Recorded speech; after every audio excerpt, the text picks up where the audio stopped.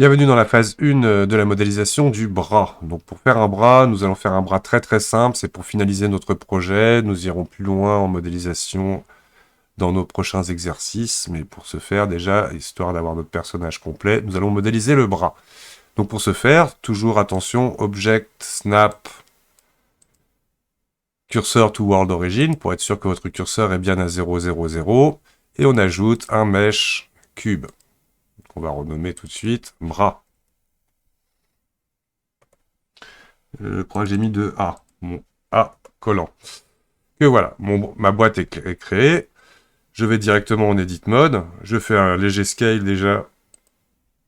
Et dans une vue de face, je vais venir positionner, Alt Z pour la transparence, ma boîte à peu près au centre de mon biceps, à peu près.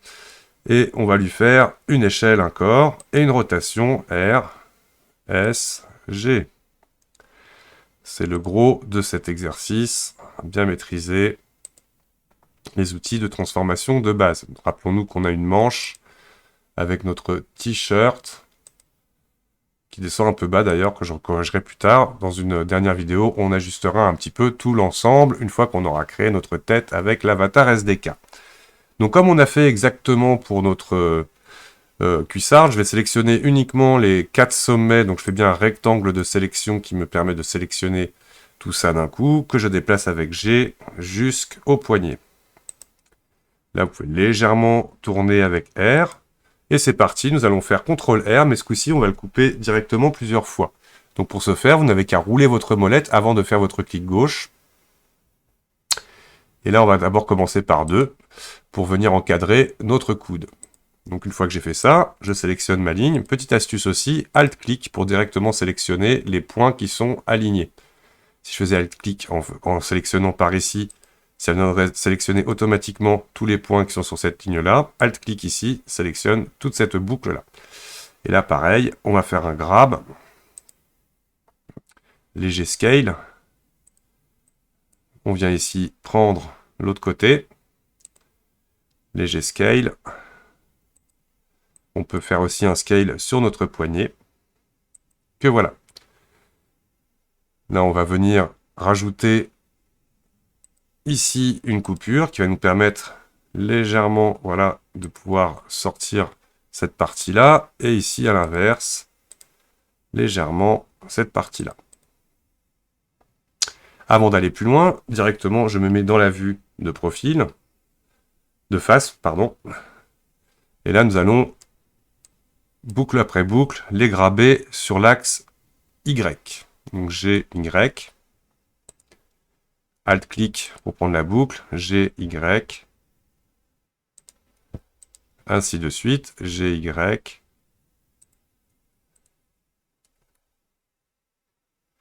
Là, on va voir qu'on va pouvoir la réduire légèrement sur S, Y. G, Y. S, Y légèrement. Et là, G de cette façon. On va vérifier en 3D ce que ça donne. On est pas mal. Étant donné le peu de sommet que l'on a, forcément, on a ce résultat. Nous allons ici supprimer le polygone qui est ici. X, face. Et créer notre main.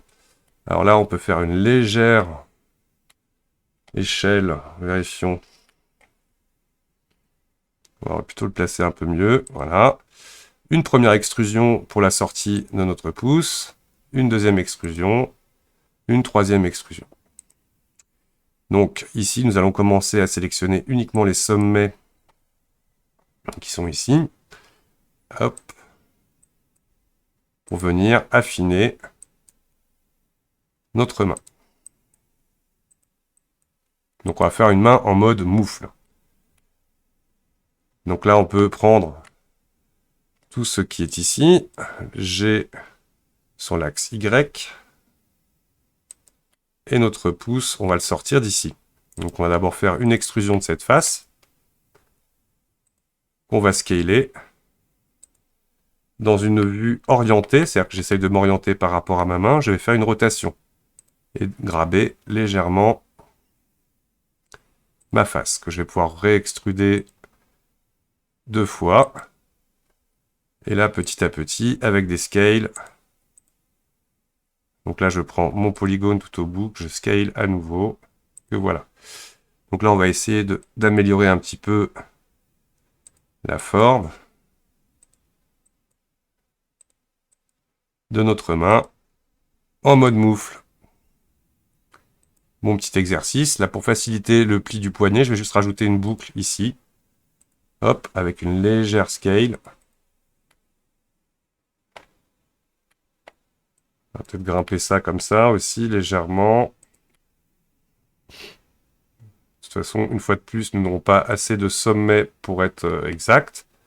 Et comme on a fait pour nos bottes, d'abord Shade Smooth, modificateur Mirror, modificateur Subdivision Surface, on va le mettre à 2. Voilà, pour obtenir ça. Et on n'hésite pas à faire un petit passage en Sculpt Mode, là, pour aller essayer d'avoir une main un peu moins tordue.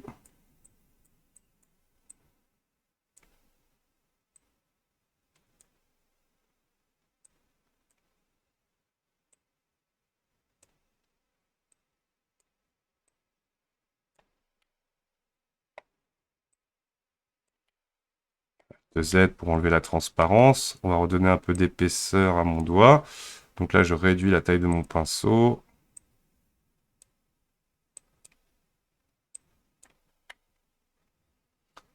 Et nous sommes dans une moufle ultra mince.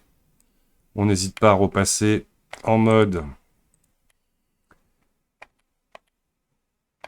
Edit pour donner un petit peu d'épaisseur aux endroits où on a perdu. Là, je vais tout simplement choper aussi tout ça. Alors attention, je ne suis pas en transparence, donc je prends bien le point qui est ici. Je vais graber légèrement vers le bas. Prendre cette boucle-là, pareil. Et ça, on peut légèrement le tourner. Rotation. Et rotation.